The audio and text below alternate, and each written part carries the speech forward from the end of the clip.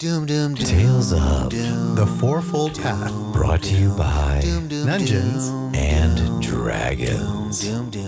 The last of the four enraged boars limps and stumbles towards the brush line, its breath ragged and wet. You spur your horses, hooves pounding the clearing after it. Before it can vanish into the trees, you press the attack and you bring it low. As you catch your breath, something in the undergrowth catches the light not far from the boar, but from deeper in the brush beyond it. The boars are dealt with, and now there's something else going on. But we don't know what. After all this adrenaline rush, I'm not sure what to do at this point. What does the gang do? Do we rest? You've just overcome an adversary. You're right, the adrenaline's pumping. You're looking around and then something did catch your eye, but you are wounded. So the thing that caught my eye, I am curious about it, but knowing that I may be bleeding, and there's no assumption that these wounds have been attended to yet. Correct. How about we tend to the wounds? Let's focus on that. Can I tend to the wounds? Yes, there is a couple of ways to tend to your wounds. One of which, in the moment, is you can use magic or healing magic. Pal actually is gifted in that sense. Well, medicine, I see. Yeah. Is that it? There is, medicine's one of the skills. Over in actions, there's something called lay on hands. And imagine the ability allows for you being able to restore 5 hit points per use or per charge. Per prior So long rest. That bank resets at a long rest. Okay, that's what it's saying. I got it. I don't have to use it Yeah. during. I thought it meant during a long rest. Like I have to be resting to use it. But no. Okay. So let's do that. Let's get going on some healing. One other option that you can do is something called a short rest, the duration of 1 hour. And there are certain things that you can regain, one of which is some hit points. To do that, you're going to be using something called hit dice. That's good to know. And this is where I get a little confused. We're not in combat. So it's sort of a free-for-all as to who does what right now. If you chose to want to spend an hour to take a short rest, one or more of your characters can decide to use hit dice. Okay, got it. Without having to use magic. Taking damage or losing hit points is just a representation of having wounds or injuries. Okay, right? got it. Okay, it's Right. one and the same. In order to kind of stay on course, and if you wanted we to wanna spend rest the for rest an of your day hour? writing, So let's use some lay on hands and start with Elwiz is 6 hit points down and Casernia is 6 hit points down. So I think we're going to have to take a rest here. you're along the side of the road. You can decide to go explore or examine what I had described earlier as far as where that boar had intended to run off into the bushes, but then you cut them low before they got there. You can forego exploring that for now or examining that for now and do the short rest. You can decide where you want to do the short rest. The considerations are they're wounded. Do they want to deal with something else that's going to turn into a battle? I don't know right now. Mm-hmm. The gamble would be this thing, whatever it is gone by the time we take our hour. And we never know what it was. It could have been something amazing and wonderful and positive, and we missed out. But if we want to be healthier to deal with it, if it is something nefarious, the short rest sounds like it's the prudent choice. So, how about we go investigate? Because we want to have some fun. I need all three to roll a perception check. Of course, Nico. Oh, there it is. That's not a good roll. Not for Pal. anyhow. Pal wasn't very perceptive. Elwiz, however, a little more perceptive. Mm-hmm. And then we got Casernia.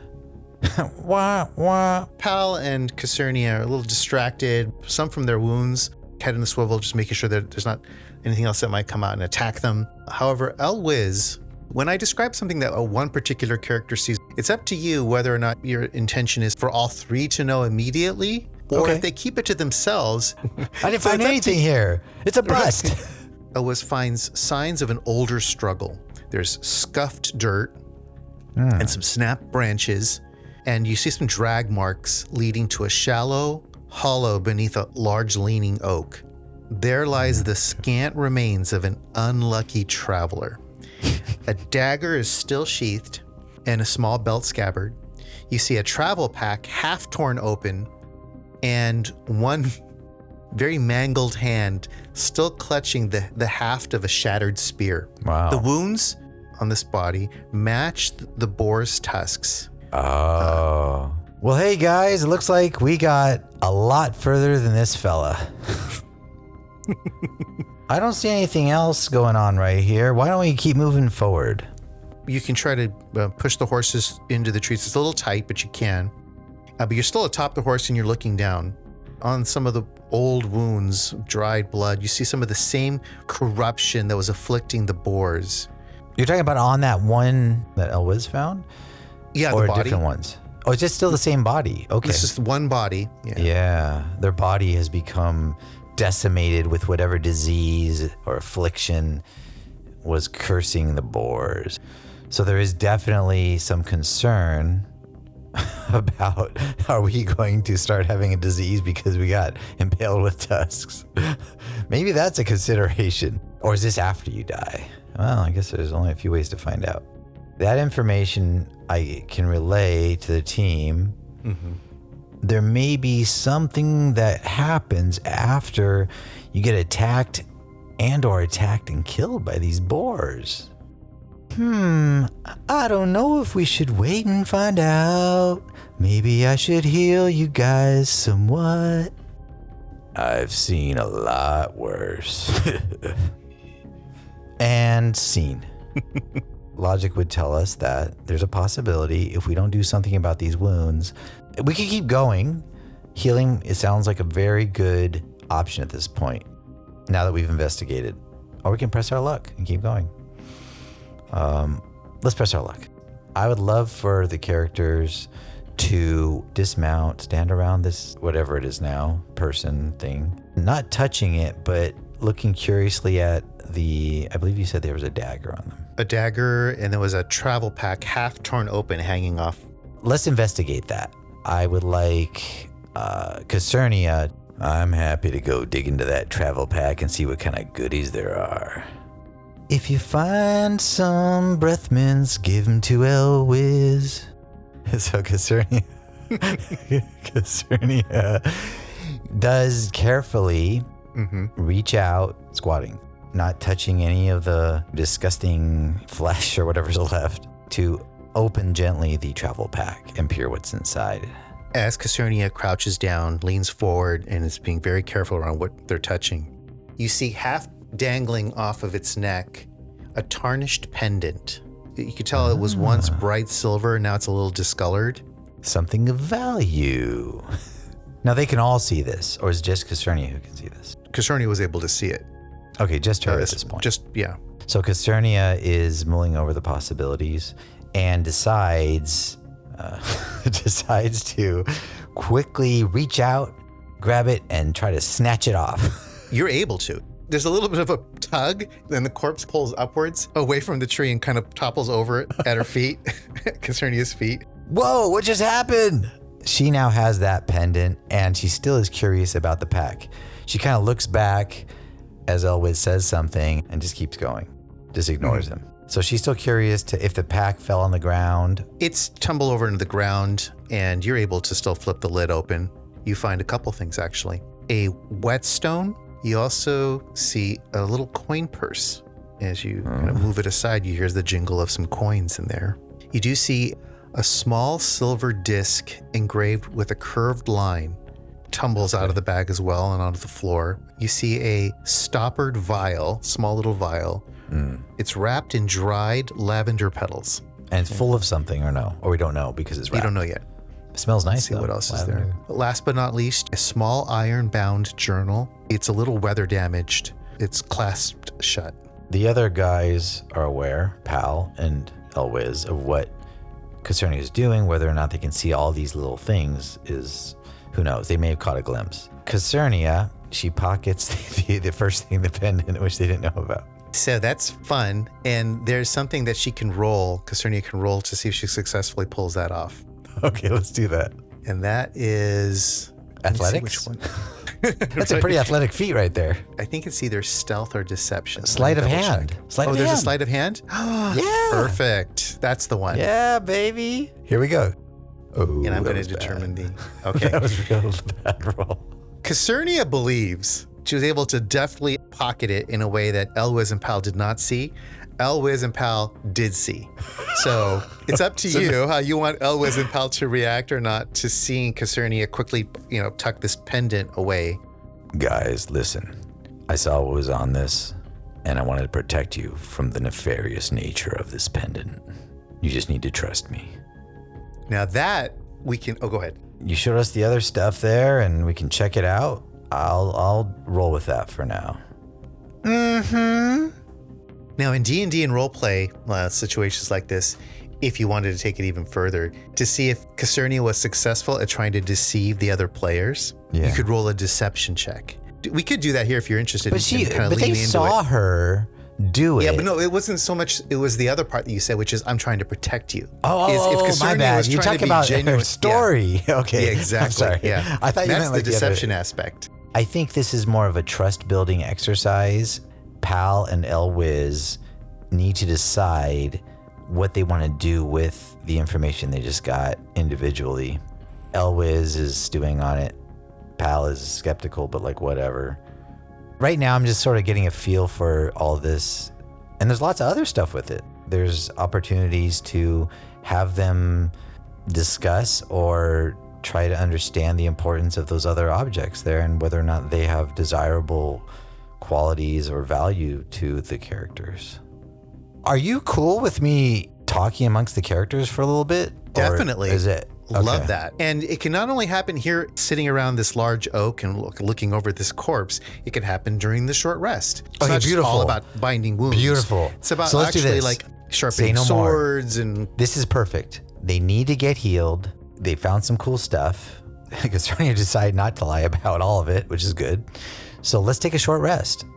And then we can get into negotiating or trying to trick each other maybe about the value they perceive of each of these items. a couple of other things I want to ask you, and then we can flip over into the mechanics of a short Ask rest. away. There are 3 dead boars. So these are considerations. Okay. Or Dead not. animals.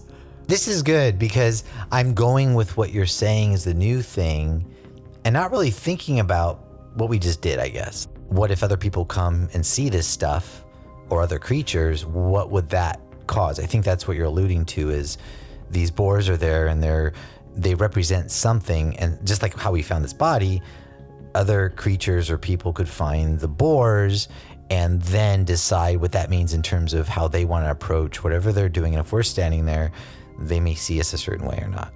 As a threat, I don't know what to do with the boars, basically, is what I'm saying. You don't we had have to talked do about anything eating with them, them. but it sounds Yeah. like their meat is so disgusting because it's this foul, gray, putrid flesh.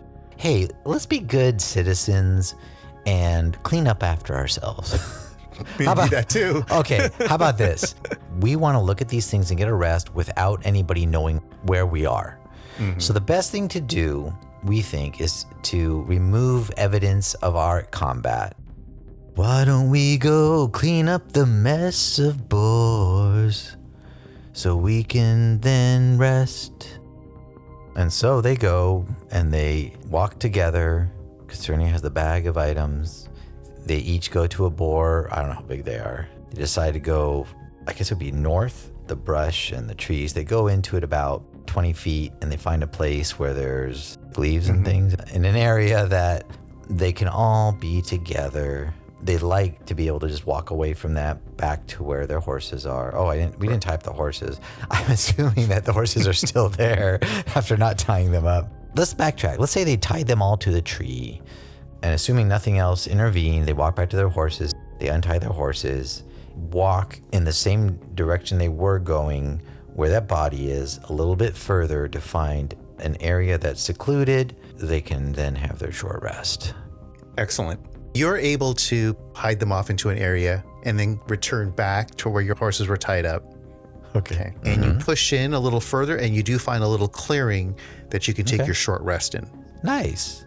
We then tie them up again to the nearest tree or trees, as close together as we can. And we do what you would do during a short rest. We find either a nice log or stone to sit on. Each of us sits in a circle.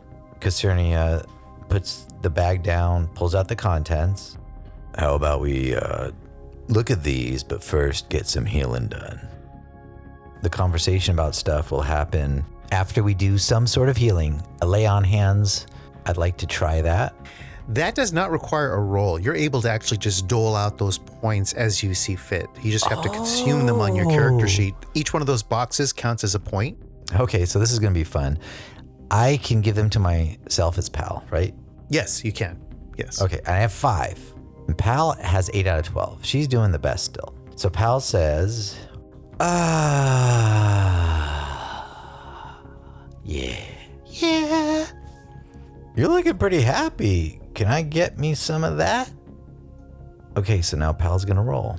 Not roll. Okay, Not roll. Well, I'm gonna edit that out. So now Pal's gonna give some to herself and some to Elwiz. And if you'd like to alliterate it even more, because Pal is a devout kind of holy warrior, and this gift is actually a gift that's channeled through Let me divine. just play it out again. Okay, Elwiz, I'm gonna give you something. It's gonna tingle, but you're gonna like it.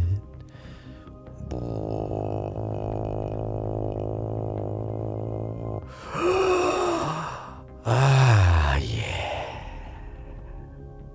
How about you, Casernia? Do you mind if I give you a little something to feel better?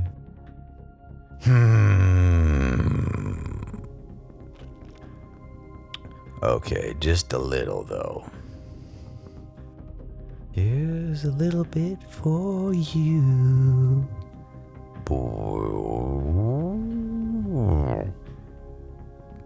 For Elwiz, Pal made his whole body vibrate in a certain way that was low frequency, and then towards the actual wound, it got higher and higher frequency. So it's a good feeling, like kind of like a massage, but a spiritual massage. And Casernia, it was just a very blunt boom massage quickly on her wound. So Pal did it to herself first in a way that it's a ritualistic thing, appreciating the vibrations that she was giving to herself. Yeah. It's not just the wound healing, it's the whole body getting involved with the process. So Pal, she gives herself 1. And then Elwiz, 2 for Elwiz. She's like, yeah, you're pretty not so great. And then Casernia, actually, she gave 3 to Elwiz. Elwiz is in pretty bad shape. Let's give 3 to Elwiz. And then Casernia does get the last one of the 5 for the long rest. So Casernia seems like a tough cookie compared to Elwiz in terms of pain and suffering from wounds. They each got what they either wanted or Pal felt they deserved out of the 5. And then another aspect of taking a short rest, if you want to, is to use what we talked about earlier, which is hit dice. 1 character at a time, right? Yeah, let's do 1 character at a time. Pal is going to take a short rest with a hit roll. There it is, 1d10 plus 2. You've taken your short rest, and the hit points that you gain from that hit die were applied to your hit points, and now it looks like Pal is up to maximum hit points, 12 out of 12. Boom, baby. Can she go beyond that? Like if she got more points? Oh, so it didn't even matter. Cool, perfect, love it. Later on in the game, there's something called temporary hit points we'll talk about, but for right now... There's a max, there's a ceiling to it. Exactly. On to Elwiz. Yes, that was decent. Nice, good roll. So what you rolled, each character type has different kinds of hit dice. Yeah, so in the I did case notice of that. Elwiz, on a d6, you rolled a 5. So 5 plus 2 is 7, Sure. which is a great roll. Think about the allocations in the future of using the lay on hands, and if somebody has a higher hit dice potential versus another. Casernia with the, I don't know, what is that? That's a 6, I think, because we have a d8. Yes, a 6. On a d8, got a 6, another great roll. Plus 2. 6 plus your 2 is 8. Maxed out again. Well, that was easy. A little too easy, Nico. They are now in full form. Their wounds have all but vanished. And they are now sitting around staring at this bag of tricks. And what will happen next? Doom, doom, doom. I know. Doom, doom. Doom, doom, doom.